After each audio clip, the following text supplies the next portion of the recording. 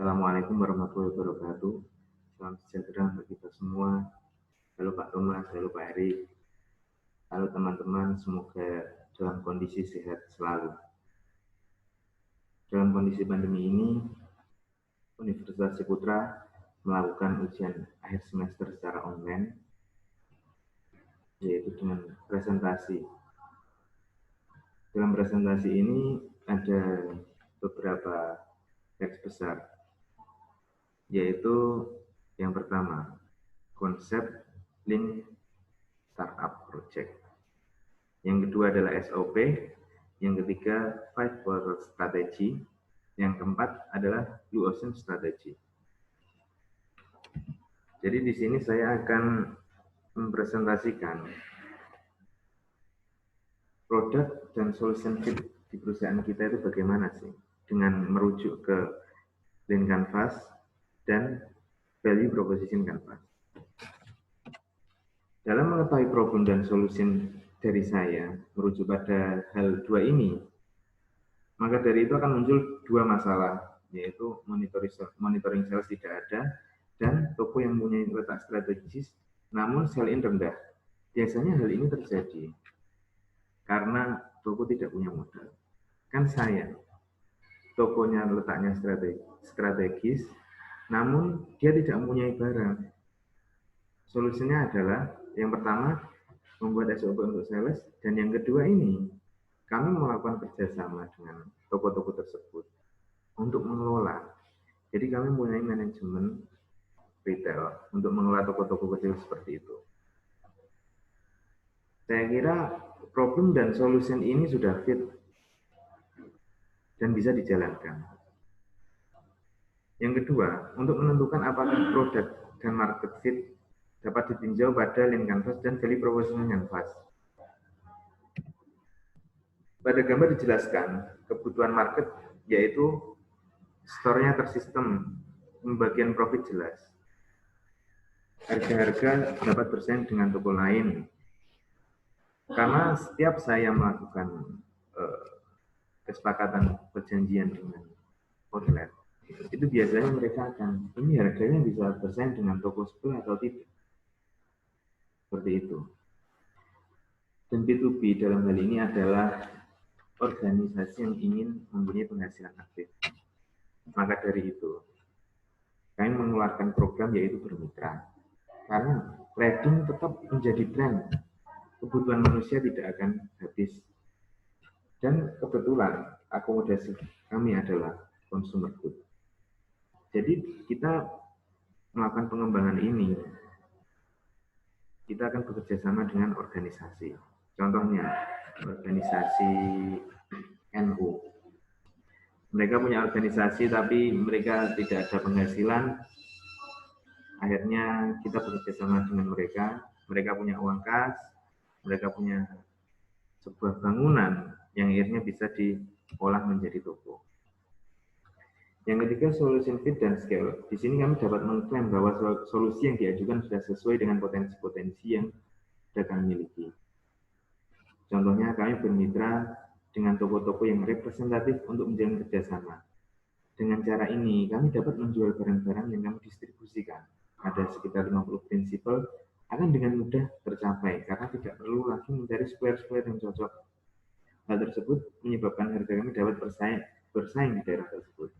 Jadi kita mempunyai barang, dan kita mempunyai mitra.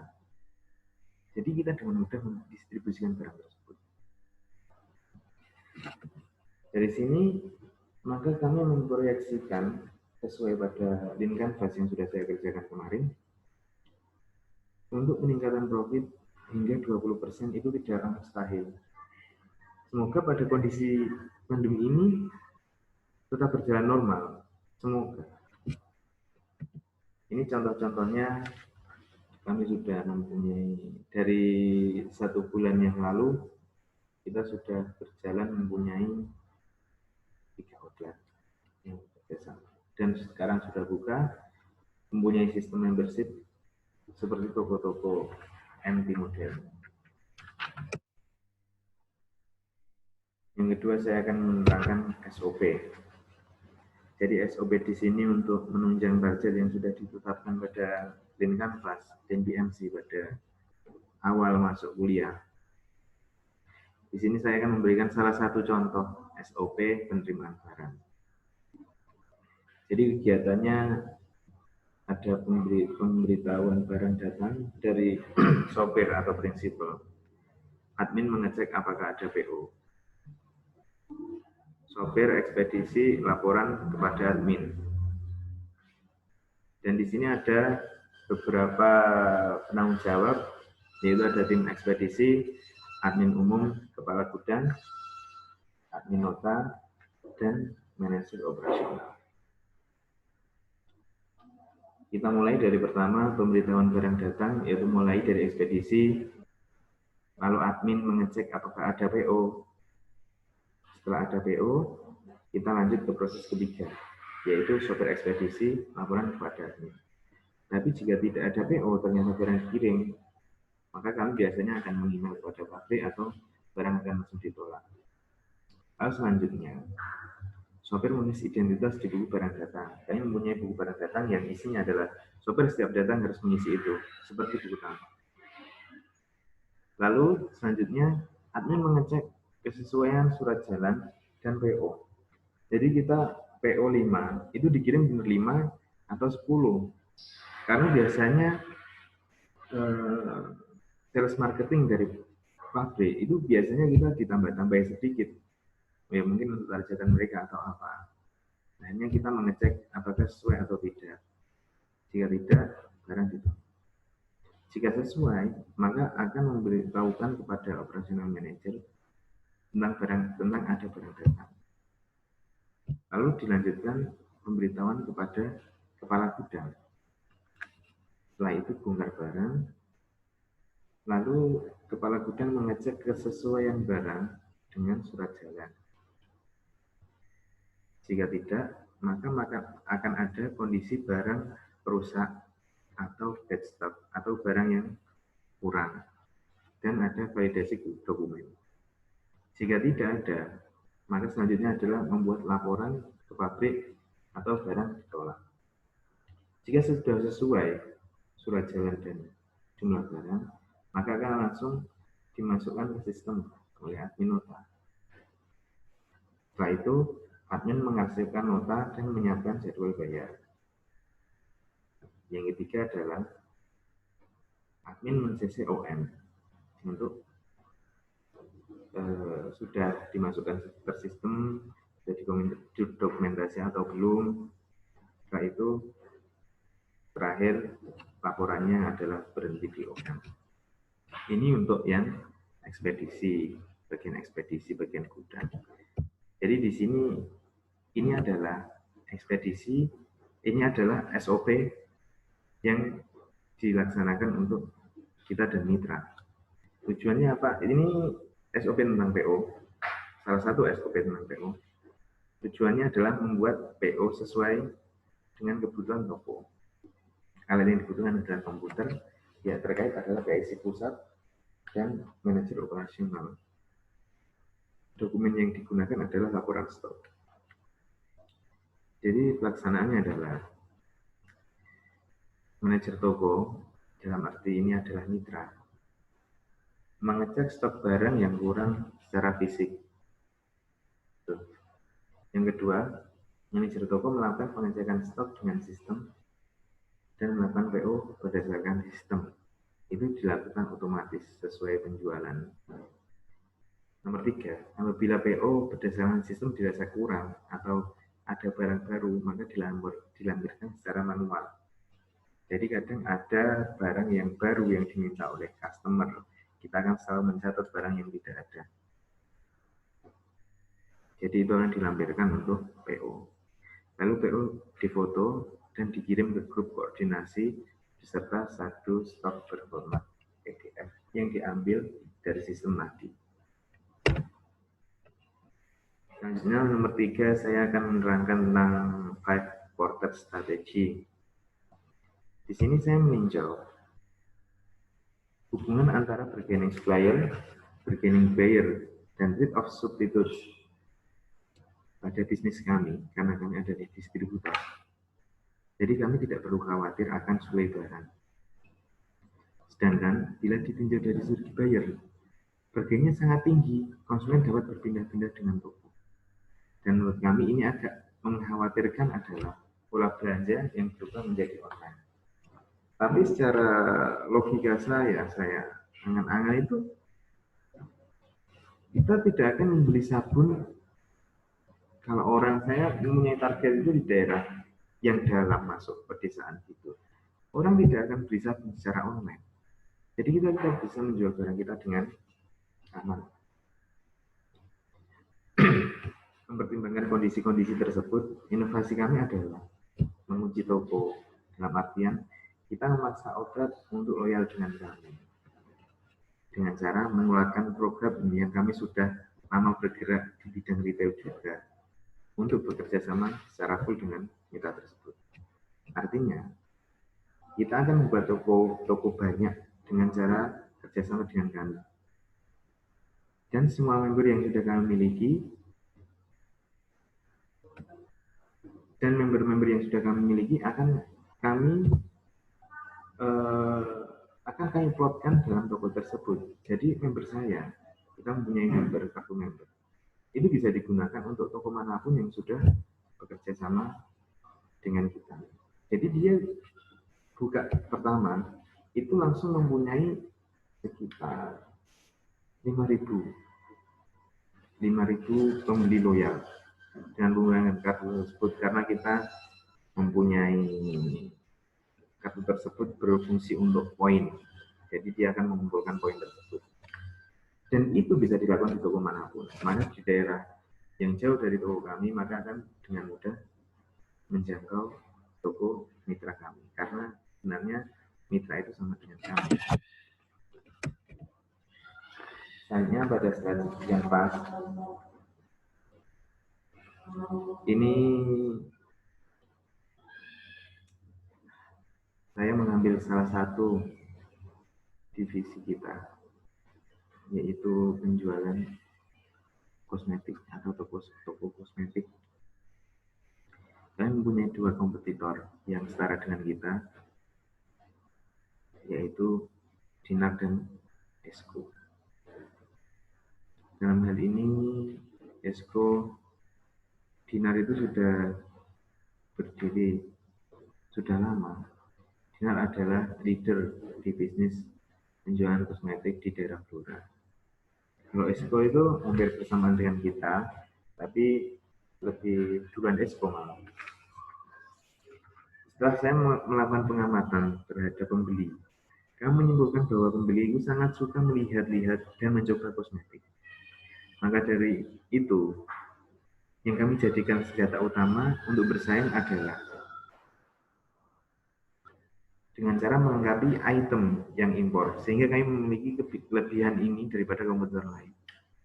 Jadi orang-orang di sini itu suka kosmetik impor dan kosmetik yang aneh-aneh. Saya kira saya pasti ada aja merek kosmetik yang baru, tapi itu malah dicari banyak orang. Maka dari itu kita harus update kosmetik-kosmetik yang sedang tren itu apa. Dan hal yang saya ajukan sebagai inovasi adalah meningkatkan customer relationship dan customer satisfaction. Gitu.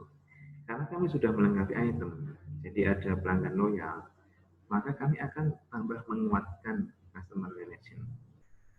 Kami memperhatikan hari ulang tahun dari customer, kami memperhatikan setiap ada promo langsung kita share. Biasanya ada promo yang dari pabrik, ada promo yang kita buat secara internal.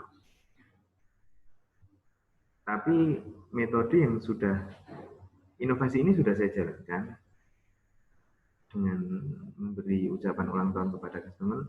Ternyata mereka memberikan feedback yang baik dan banyak juga yang menggunakan voucher ulang tahun tersebut untuk belanja lagi. Seperti itu. Jadi pengembangan yang dapat dilakukan adalah Dalam pengembangan proyek, saya mengusulkan cara-cara yang akan dijelaskan sebagai berikut. Dan untuk waktu, kami akan membangun proyek ini dengan baik sekitar saya proyeksikan 3-6 bulan ke depan. Usulan pengembangan. Membuat anak perusahaan dalam pendistribusian mitra kerja. Yang pertama, itu. Yang kedua, membuat pengiriman menjadi satu pintu yang asalnya dikirim melalui 4 bagian. Jadi, kita akan membuat satu anak perusahaan yang akan ditunjuk menjadi pendistribusi untuk mitra sendiri. Karena kami dari gudang distribusi itu sudah ada harga transfer untuk toko-toko kami sendiri. Sudah ada harga transfernya. Jadi untuk mengelola harga transfer itu kami menunjuk akan membuat satu perusahaan lagi. Sehingga pengiriman itu akan terintegrasi dengan baik. Sekarang saya akan menggambarkan inovasi dan potensi. Hubungan yang cocok antara inovasi dan potensi itu juga akan menunjang pencapaian target secara maksimal. Jadi yang pertama, kita sudah mempunyai gudang yang cukup untuk membuat pengiriman menjadi satu pintu.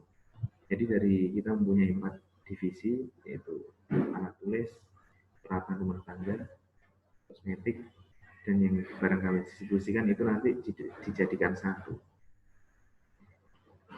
Agar harga barcode itu sudah aman untuk dikirim, bisa langsung jalan. Kalau selama ini kita masih untuk mensinkronkan barangnya sama, tapi yang satu tidak ada barcode, yang satu barcode. Nah, itu akan kita perbaiki lagi sehingga kita akan bisa langsung jalan saat di depannya. Yang kedua, kita sudah memiliki armada yang lebih untuk membuat perusahaan. Dampak dari usulan inovasi saya kira yang pertama, membuat anak perusahaan akan berdampak pada fokusnya perusahaan untuk mengembangkan mitra-mitra sehingga akan dengan cepat growth. Selama ini itu kalau kita ngirim ke mitra, itu yang sibuk semua. Mulai dari toko alat tulis kami, toko kosmetik, dan toko alat rumah tangga, setelah distribusi itu akan repot semua. Dia akan mengurusi satu-satu mengirim ke sana. Dan kalau kita punya satu perusahaan yang ditunjuk untuk mendistribusikan dan mengembangkan itu, maka kita akan fokus dan cepat. Seperti kata raja di negara Timur Tengah, kalau kita ingin berkembang, kalau kita ingin maju, maka kita harus cepat. Jadi yang kedua dampaknya adalah membuat itu menjadi satu pintu akan semakin mudah mengontrol keuangan dan aman pada saat distribusian. Yang terakhir adalah refleksi dari mata kuliah EP ini. Pada perkuliahan EP ini, hal yang saya pelajari adalah bagaimana kita dapat melihat kondisi perusahaan menggunakan BMC. Ternyata BMC sangat berguna dalam pengembangan bisnis karena kita jadi tahu bagaimana mana yang dapat dikembangkan dan mana yang butuh untuk dilakukan efisiensi. Kami bisa menyesuaikan kebutuhan pasar sehingga langkah yang kami ambil dapat terkontrol dan sesuai dengan perencanaan. Lalu menerapkan proses-proses yang berjalan pada perusahaan menggunakan SOP yang ber-KPI untuk mengontrol bagian-bagian yang rawan sehingga perusahaan bisa berjalan sesuai dengan aman. Kesan saya pada pembelajaran EP ini sangat membantu karena selain teori, dosen juga memiliki pengalaman yang sesuai atau relevan dengan teori yang diajarkan, sehingga kami dengan mudah menerima pembelajaran karena kami dapat langsung menggambarkan bagaimana teori-teori tersebut diterapkan pada perusahaan. Seperti itu. Jadi kelas EP ini istilahnya membuat kangen lah nanti bakal. Karena kita jadi tahu dasar-dasar kita mengembangkan itu mana titik-titik yang bisa dikembangkan, mana titik-titik yang perlu diawasi. Jadi mungkin seperti itu presentasi dari saya. Terima kasih untuk Pak Erik dan Pak Thomas. Semoga Bapak dan Pak Erik selalu dalam lindungan Tuhan, selalu sehat, sehingga kita bisa terus untuk melakukan diskusi-diskusi menarik. Seperti itu. Terima kasih semuanya. Assalamualaikum warahmatullahi wabarakatuh.